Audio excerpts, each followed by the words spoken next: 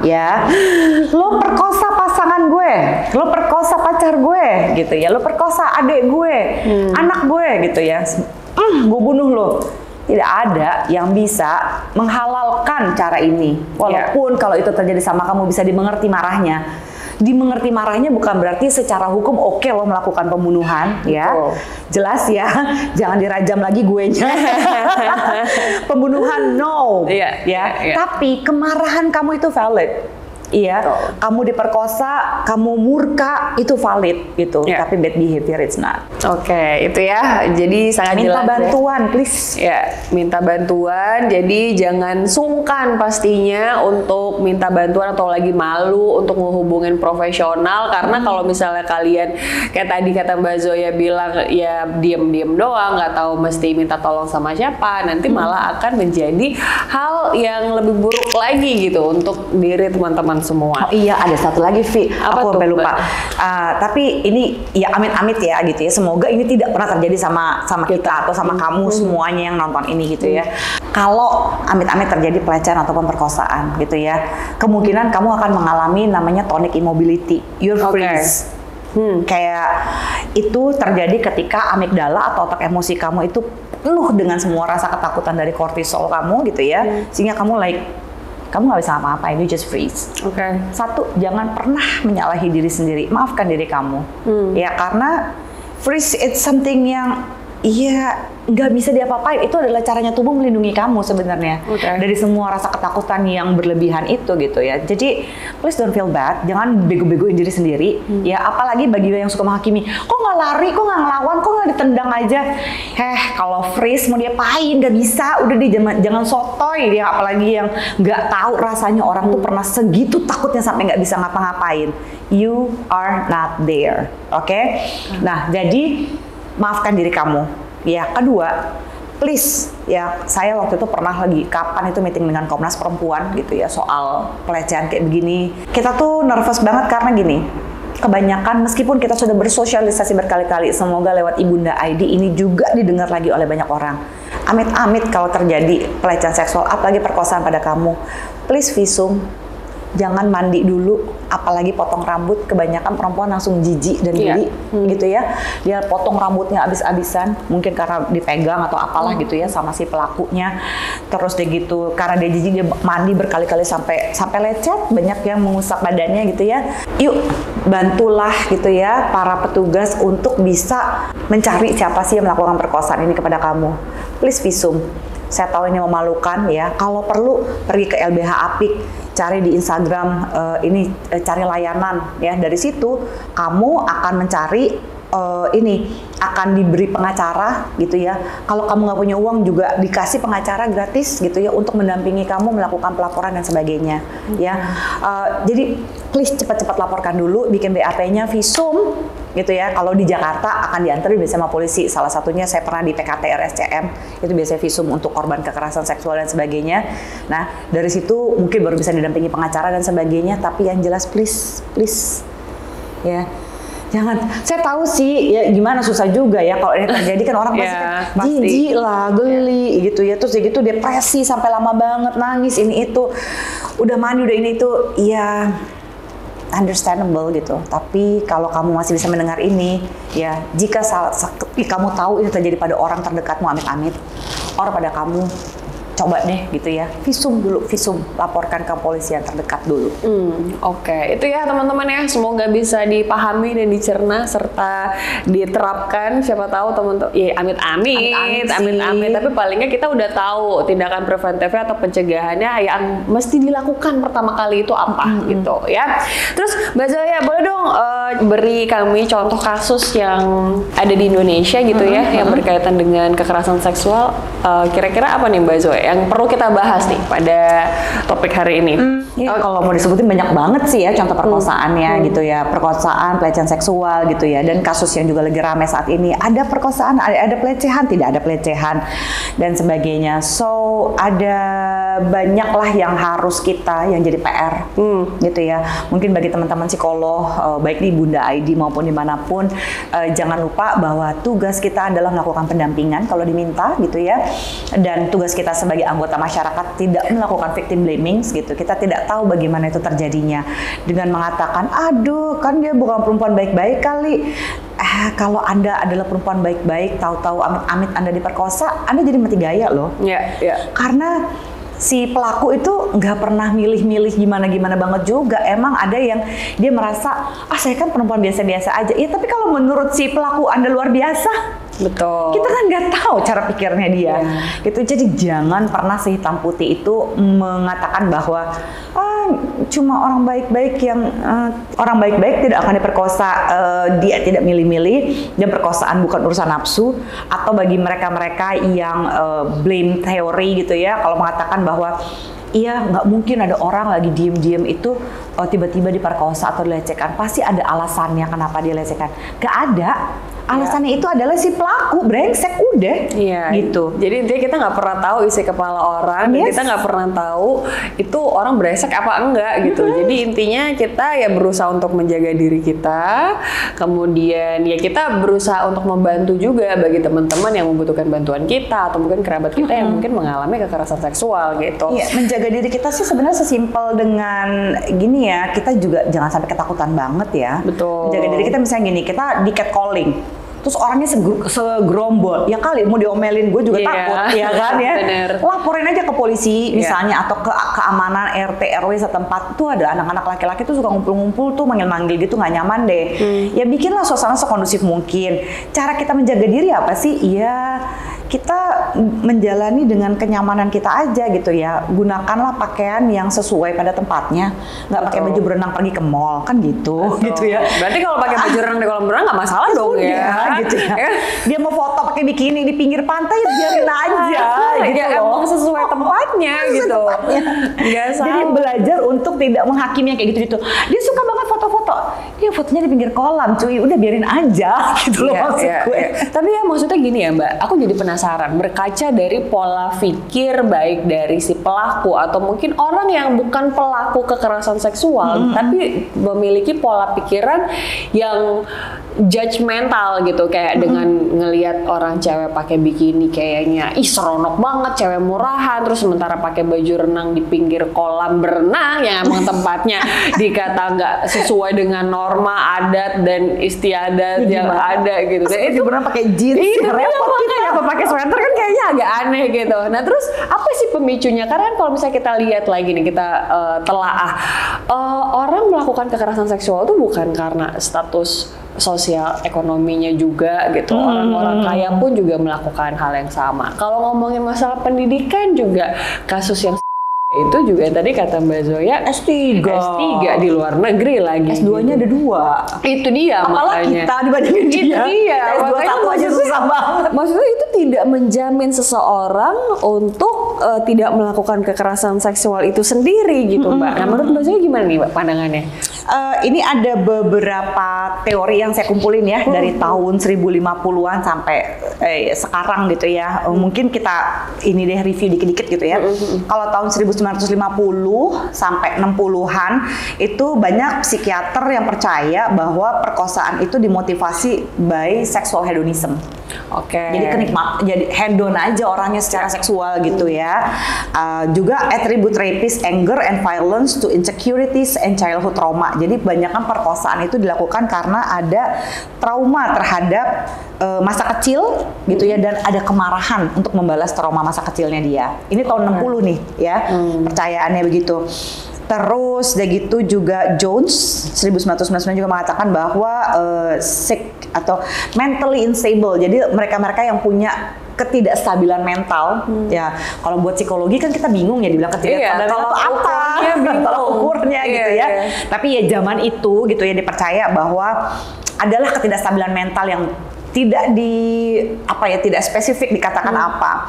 Tahun 70 itu sudah mulai era-era feminisme gitu ya. Jadi feminisme tahun 70-an itu zamannya flower power, make love, not war gitu ya.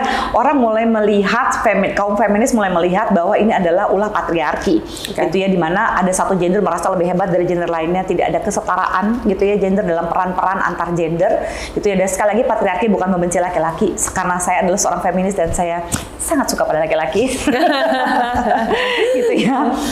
Rapists are not deviates, but every man's cool and culture objectifying woman. Jadi tahun 70-an itu dia percaya bahwa mau yang sekolah, mau yang apa segala macam itu masih ini banget, masih sangat-sangat rawan lah gitu ya terhadap mengobjektifikasi perempuan ya. Terus udah gitu itu adalah political crimes. Jadi ini ada urusan seks dan politik lah gitu ya pada zaman itu.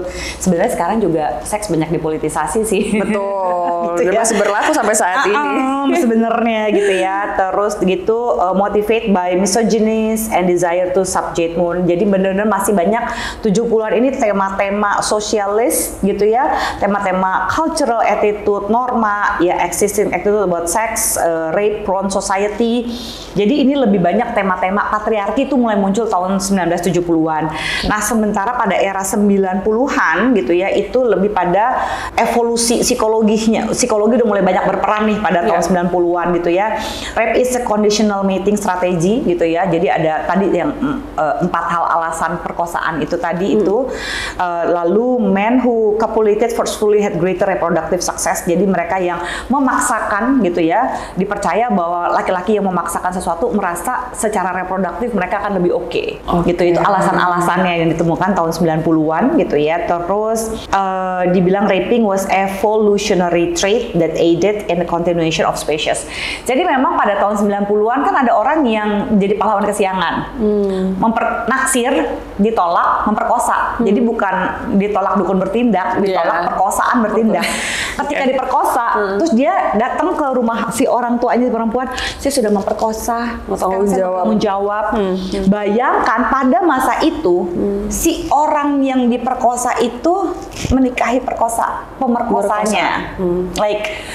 Dan oh dia bertanggung jawab, dia menjadi anak baik lah, emang dia sengaja memperkosa untuk mendapatkan kan gitu ya, which is tragis menurut saya gitu. Jadi makanya banyak orang yang makin depresi sehingga ya itu leading into suicide. Bayangkan saya nggak pernah mau nikah sama orang ini, saya nggak pernah minta diperkosa, abis diperkosa dia malah datang baik-baik ya. Ya, they get trouble and they get out and smell like a rose. Oke, saya akan mau menikahi anak Anda gini-gini. Gimana nggak depresi? Nah, ini juga banyak memicu bunuh diri. Gitu ya.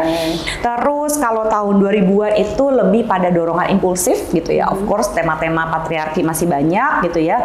Anti-social traits in men gitu ya. Terus holding victim responsible for rapes gitu, bahwa kamu sih nafsuin, gimana saya nggak perkosa? Kamu sih pergi clubbing sendirian, ya udahlah gue perkosa, iya kan gitu.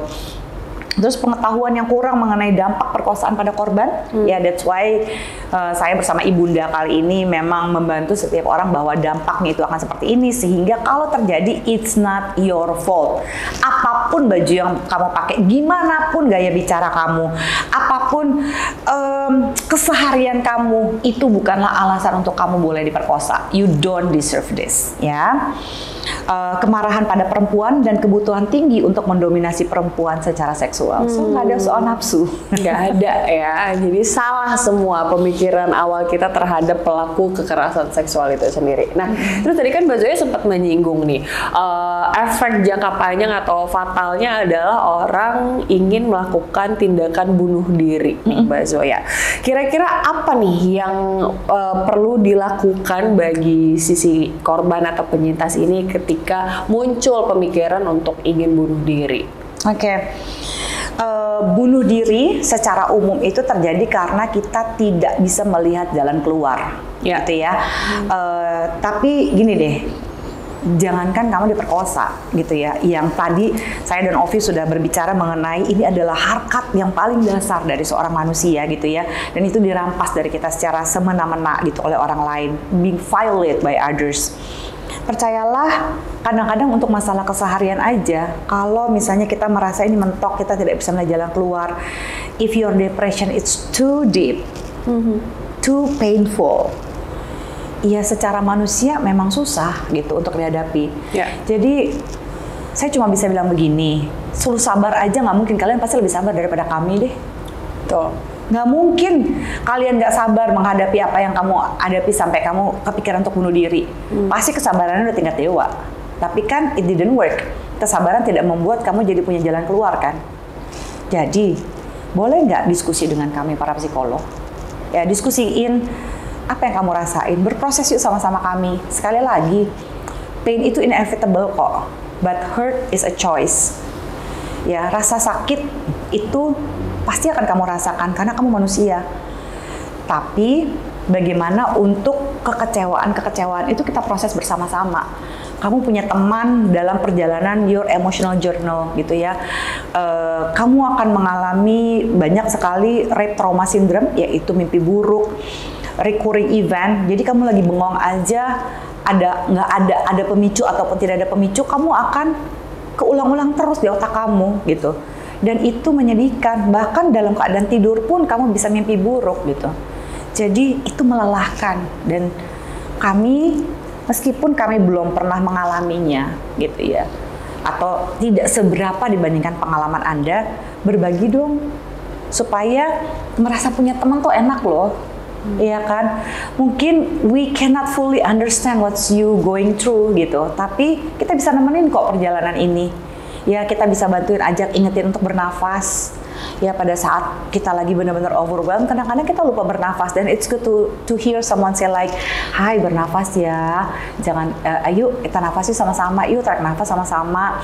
Aduh ini menyakitkan sekali, iya ini menyakitkan, yuk gitu ya." Ada orang yang nepuk-nepuk, atau kita belajar untuk nenangin diri kita sendiri gitu ya. Terus kayak gitu, we know bahwa this is hard.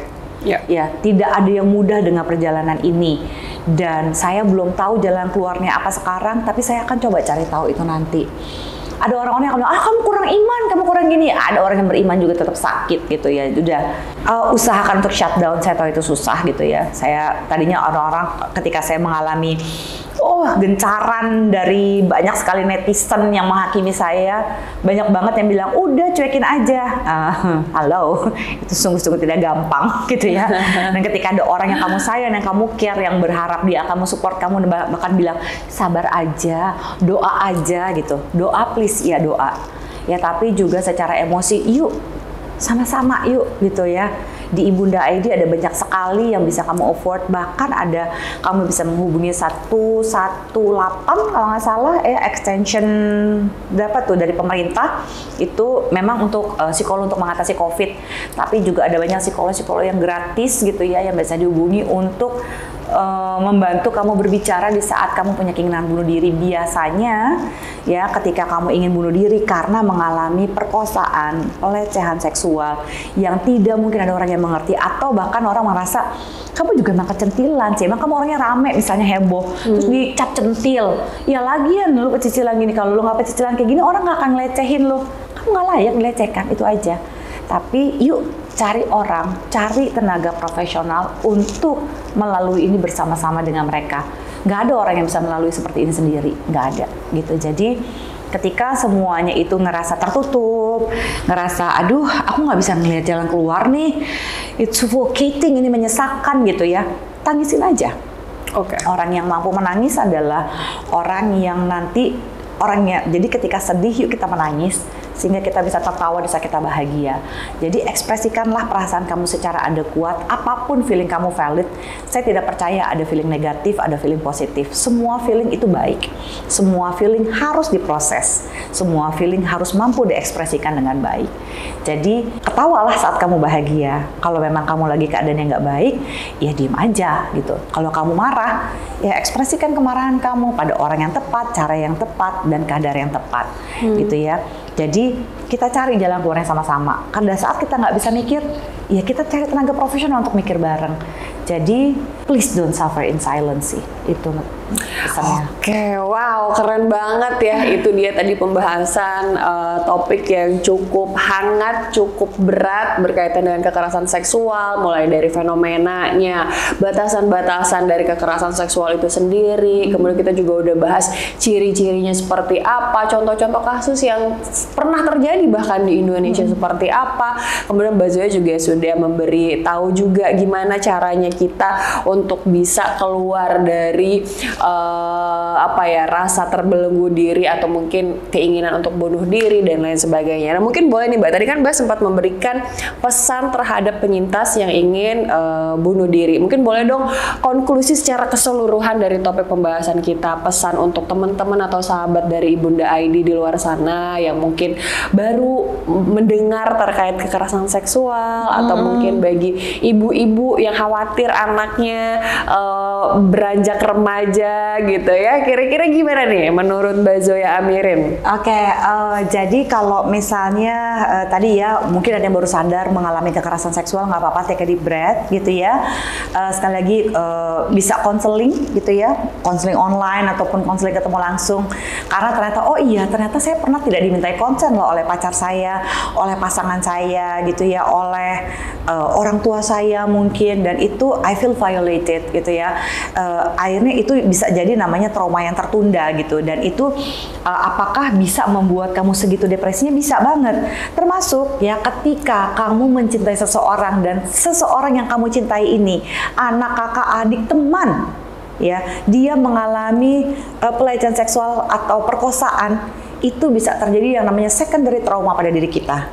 Ya, kita juga bisa mengalami, loh kok dia yang diperkosa, kenapa gue yang segininya depresi gitu ya, kenapa gue yang berat banget hidup gue kayak gini. Itu mungkin banget loh terjadi dan gak apa-apa gitu. Kamu juga boleh konseling. Saya yakin tidak ada psikolog yang akan yalah cuma gitu aja. Ya enggak. Kita mencintai seseorang itu di-violate, traumanya juga terkenal loh pada kita gitu, dan nggak apa-apa untuk meminta bantuan, apalagi kalau kamu juga adalah secondary victims gitu ya, ketika kamu mencintai seseorang dan seseorang itu mengalami pelecehan seksual ataupun perkosaan gitu ya. Jadi siapapun kamu, yuk let's stop victim blaming ya, tidak menyalahkan, kita tidak tahu kita ada di sana suasananya seperti apa, tidak menyalahkan keadaan orang lain atau apapun itu gitu ya.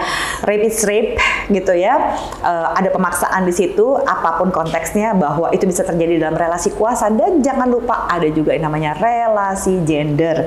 Kalau secara relasi kuasa tidak masuk akal, kita juga harus memeriksa apakah relasi gendernya itu juga bisa terjadi gitu ya. Jadi kembali lagi kita semua harus punya kesadaran gitu ya, untuk mengingat bahwa pelecehan seksual dan perkosaan itu terjadi karena pelakunya, bukan karena kesempatannya, bukan karena kamunya, ya bukan karena apapun, tapi ini hanya bisa terjadi karena ada pelaku, karena pelakunya. Alright guys, thank you so much for watching, dan pastinya terima kasih banyak untuk Mbak Zoya Amirin atas waktunya, ilmunya, serta kesempatan yang langka sekali Ibunda.id bisa mengundang Mbak Zoya untuk hadir di sini gitu ya. Dan pastinya semoga dari perbincangan ini kita dapat memberikan informasi, atau mungkin talk show ini dapat paling enggak bisa mencerahkan lah teman-teman semua terkait dengan kekerasan seksual. Dan sekian tentunya bincang-bincang Ibunda.id dengan Mbak Zoya Amirin Empathy Vias ya, untuk teman-teman yang sedang merasa tidak baik-baik saja. Jadi mulai sekarang jangan simpan sendiri masalah kalian. Selain itu jangan lupa pula untuk mencintai diri kamu sendiri pastinya, dengan cara mencari bantuan profesional, dan tentunya salah satunya melalui Ibunda.id. Baiklah kalau gitu Mbak Zoya, terima kasih atas waktunya. Selamat menjalankan aktivitas kembali, dan kita berdua pamit, Mbak Zoya beserta saya Ovi pamit undur diri. Sampai berjumpa untuk episode Safe selanjutnya bersama Ibunda.id. Bye. Baiklah, sekian bincang-bincang episode Save bersama Ibunda.id ini dengan narasumber yang sangat kece pastinya, ada Mbak Zoya Amirin Empesivias. Dan untuk teman-teman yang merasa tidak baik-baik aja, yuk mulai sekarang jangan simpan sendiri masalah yang kamu hadapi, dan jangan lupa untuk mencintai diri kamu sendiri dengan cara mencari bantuan dengan profesional, salah satunya melalui Ibunda.id. Sampai jumpa di minggu depan untuk episode Save with Ibunda.id selanjutnya. Bye-bye.